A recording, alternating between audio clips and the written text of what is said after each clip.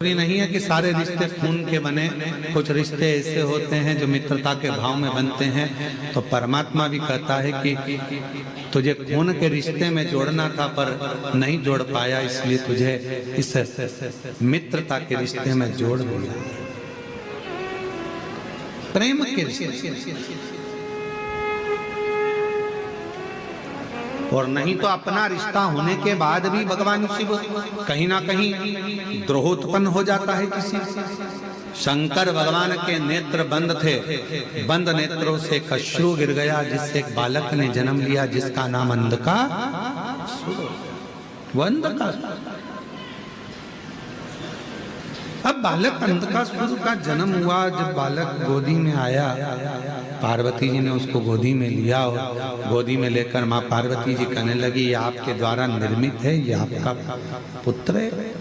शिव जी कह रहे हैं मेरा पुत्र नहीं है, इसको तू समुद्र में फेंक दे। नेत्र बंद करने के बाद प्रकट हुआ। नेत्र को बंद करने के बाद ये जन्मा, इसको तो समुद्र में फेंक दे। पार्वती मैया उसको समुद्र में नहीं डालती, शिव जी उनको समझाते।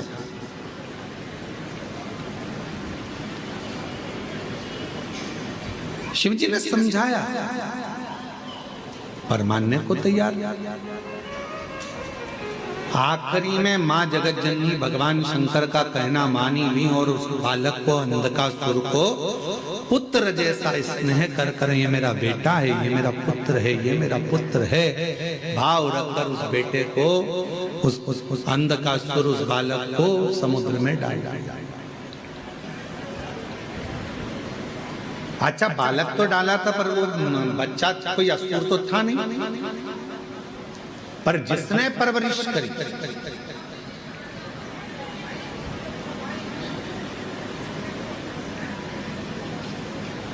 हिरण्याक्ष,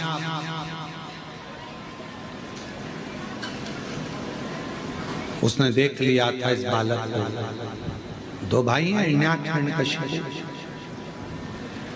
देख लिया था मेरी कोई औलाद नहीं है तो यही मेरा पुत्र होगा, और इस पुत्र की परवरिश में कर पाला, बड़ा किया, पर उसको असुर बनाते चले गए। असुर बनाने का काम करता है।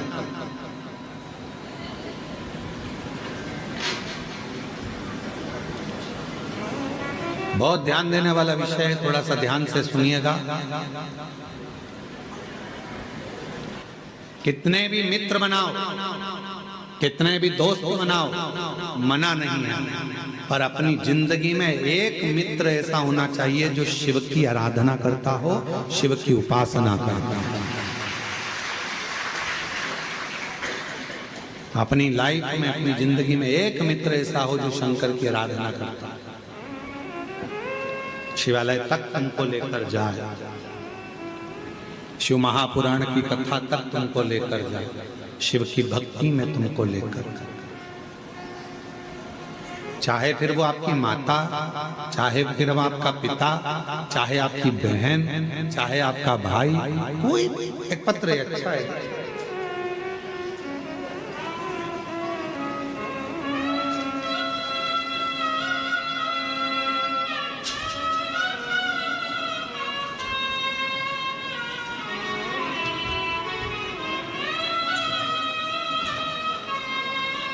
विनय करने के लिए, प्रार्थना करने के लिए दिल से कहो, दिल से।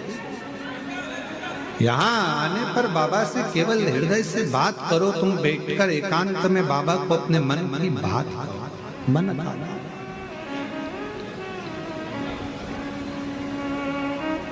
दिल से बोलो, बाबा को अपने मन का भाव प्रस्तुत करो दिल से। और जब आप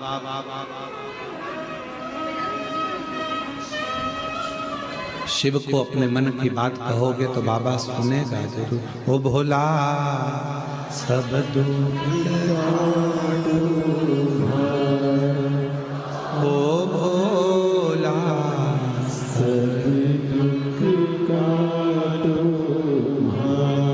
बाबा हमारी जीवन के जितने दुख हैं, जितने कष्ट हैं, जितनी तकलीफ है, सब काट दिया, सब दुख। हम जानते हैं कि हमारे दुख का जिम्मेदार कोई दूसरा नहीं है, हमारे दुख का जिम्मेदार हम स्वयं, हम स्वयं।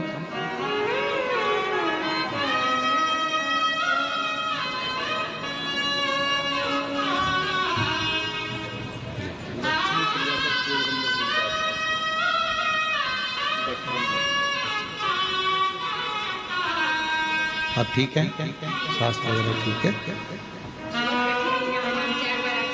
बाबा की कृपा। गर्भाशय में गठान हो गई थी, डॉक्टर ने ऑपरेशन का कह दिया था, बच्चादानी निकालने का कह दिया था। बाबा की कृपा से 4 बार कुबेरेश्वर धाम आकर गई, जल पीकर बाबा की बेलपत्र खाकर आज बाबा की कृपा से गर्भाशय की गठान पूरी गल गई और ऑपरेशन नहीं कराना था। शिव कृपा, शंकर की उदार, शिव कथा कर रही है, बाबा का सुंदर महापुराण वर्णन कर रहा है। अंधकासुर को जो मिला, जो बताया गया उसके अनुसार अंधकासुर असुर बनता चला। अच्छे व्यक्ति की संगति, अच्छे व्यक्ति का संगत, अच्छे व्यक्ति का सत्संग आपको और हमको अच्छे मार्ग की ओर लेकर जाता है। अंधकासुर को संगत अच्छी नहीं, असुर बन गए।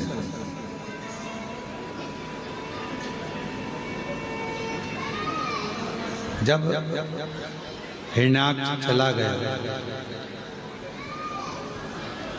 और अकेला रह गया, तब करा ब्रह्मा जी का, वर मांगा कि मैं मरूं ना। ब्रह्मदेव ने कहा संसार में जन्म लिया है तो मृत्यु तो निश्चित हो, मरना तो पड़ेगा।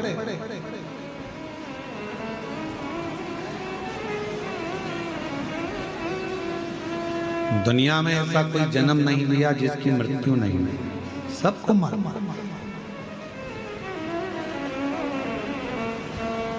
पर ये सोचकर जीना कि मरना ही है, मरना ही है, मरना ही है, मरोगे तो वैसे अभी तुम नहीं भी सोचोगे तो मरोगे, तो जो होना है उस पर छोड़ दो, अपनी जिंदगी को, अपनी लाइफ को अच्छा जियो। खूब मेहनत कर कर, खूब परिश्रम कर कर, खूब अच्छा कार्य कर कर, खूब आगे बढ़कर जियो।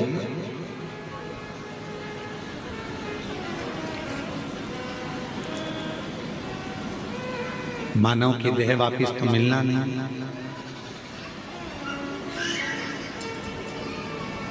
अगला जन्म कौन सा मिलेगा ये किसको मालूम है। कहने वाले कह देते हैं कि ऐसा करोगे तो ये जन्म मिलेगा, वैसा करोगे तो वो जन्म मिलेगा। जो बता रहे हैं उनसे पूछ के आओ, तुम ऊपर जाकर देख के आए। जो मर गए वो आकर नहीं बताते कि हम कौन से जन्म में। जो बता रहे हैं वो जाके नहीं आए। अच्छा कर्म करते, डरना मरना किसी से नहीं है, कर्म अच्छा कर। क्यों? क्योंकि कर्म का भोग तो परमात्मा को भी भोगना पड़ता है।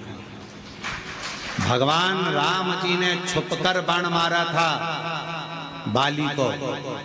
वो बाली द्वापर में जरा नाम का व्याघ्र बनकर आया और भगवान कृष्ण के पांव में बाण मारा। माता जानकी जी ने चिड़िया को कैद में रखा था, तो मां जानकी जी को भी कैद में रहना पड़ा।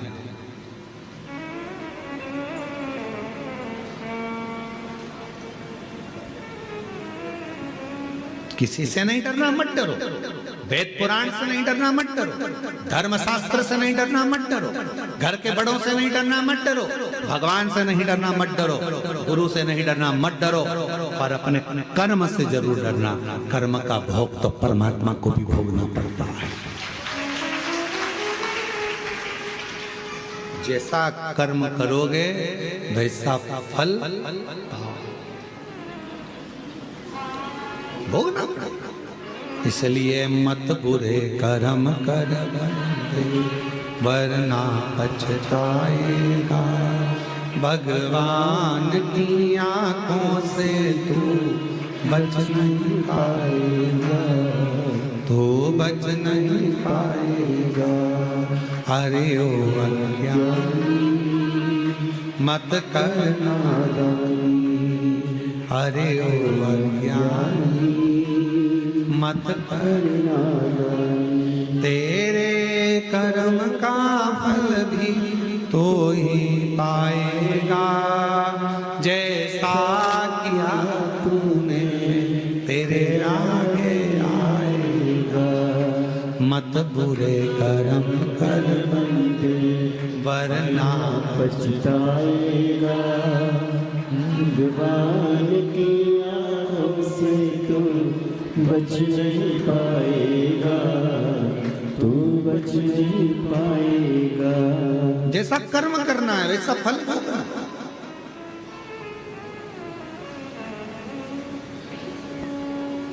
कर्म का फल तो भोगना ही पड़ेगा। मनुष्य हो, गंधर्व हो, पशु हो, जीव हो, जंतु हो, जलचर हो, थलचर हो, वायुचर हो, सबको भोगो। सब और कुछ अच्छा कर जाओगे जिंदगी में तो अच्छा प्राप्त भी हो जाएगा। एक कथा आती है,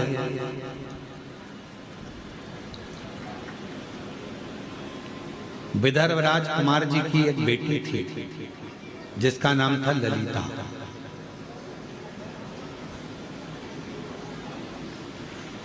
विदर्भ राज की एक बेटी थी जिसका नाम था ललिता। चारुधर्मा नाम के राजा के साथ उसका विवाह हुआ। चारुधर्मा की 100 पत्नी थी, 100 पत्नी। अब उन 100 पत्नियों में चारुधर्मा सबसे ज्यादा प्रेम अगर किसी से करता था तो वो ललिता से करता था।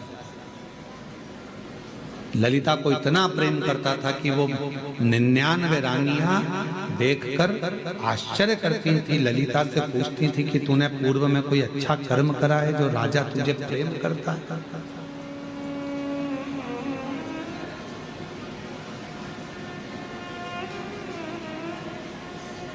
अग्नि पुराण का ये चरित्र है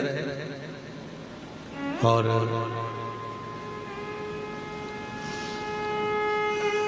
अग्नि पुराण का यह बड़ा सुंदर वर्णन किया है।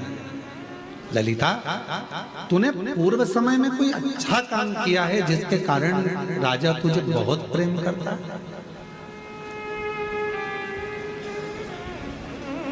ललिता जी ने पूछा, क्या बात क्या है? 99 रानियां कहने लगी, हमको तुमसे ईर्ष्या होने लगी है क्योंकि राजा तुमसे बहुत प्रेम करता है, बहुत।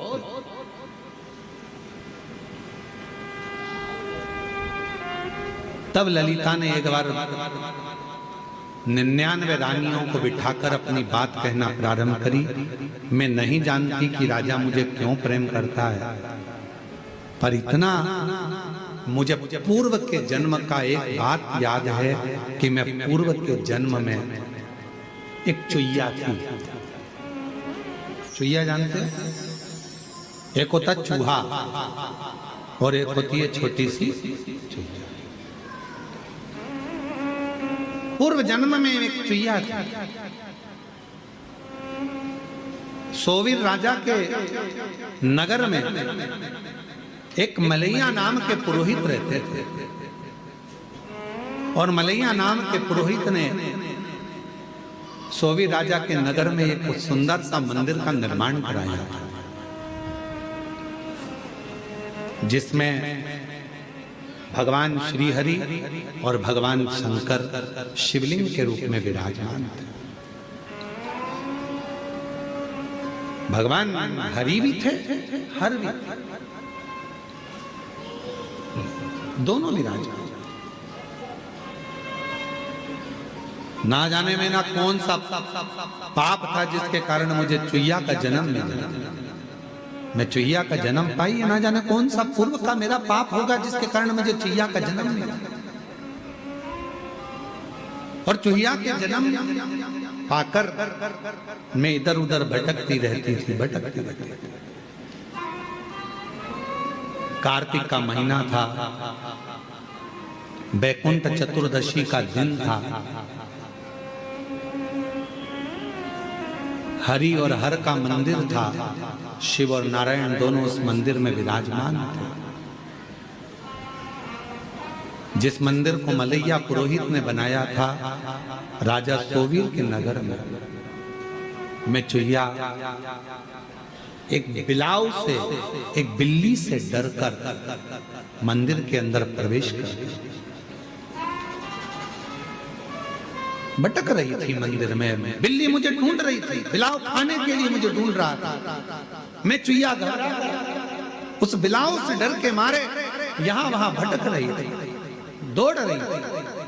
और दौड़ते दौड़ते मैं चुईया मंदिर में ही, बैकुंठ चतुर्दशी का दिन था। मुझे क्या मालूम था ये हरिहर मिलन का दिन था। और उस हरिहर मिलन के दिन हरिहर भगवान के मंदिर में जो दीप जल रहा था, मैं चुईया उस दीप के पास चली गई। मुझे लगा कि मुझे प्यास लग रही है, पानी मिलेगा। पर बिल्ली के डर के कारण मैं जब पानी पीने गई तो दिए में तेल था, घृत बना हुआ था।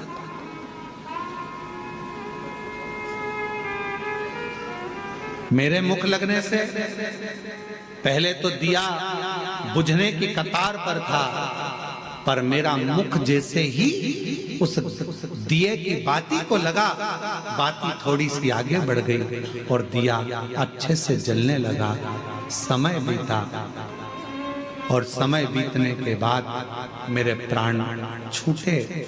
जब मेरे प्राण छूटे तो मुझे क्या मालूम था कि बैकुंठ चतुर्दशी के दिन, हरिहर मिलन के दिन, हरिहर मिलन का दर्शन कर कर दीप की ज्योति को बढ़ाने के कारण मेरा जन्म विदर्भ राज के यहाँ बेटी के रूप में हो गया। विदर्भ राज के घर में मैं ललिता बनकर जन्म ले ली,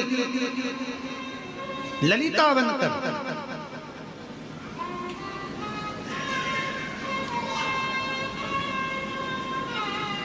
ये जितने भी सावन के महीने की शिवरात्रि, पार्थिव शिवलिंग पूजन, बीच बीच में जो उत्सव होते हैं, पहले के लोगों को ये कुछ मालूम नहीं था, दबा हुआ था। हरिहर मिलन लोगों को स्मरण में नहीं आता था, हो जाता था, मालूम नहीं पड़ता था कि बैकुंठ चतुर्दशी के दिन हरिहर मिलन होता है। अब लोगों के ध्यान में आ गया हरिहर मिलन की कितनी महत्वता है, हरिहर मिलन के दर्शन की कितनी महत्वता है, हरिहर मिलन का आनंद करने की कितनी महत्वता है, लोगों को अब ज्ञात है।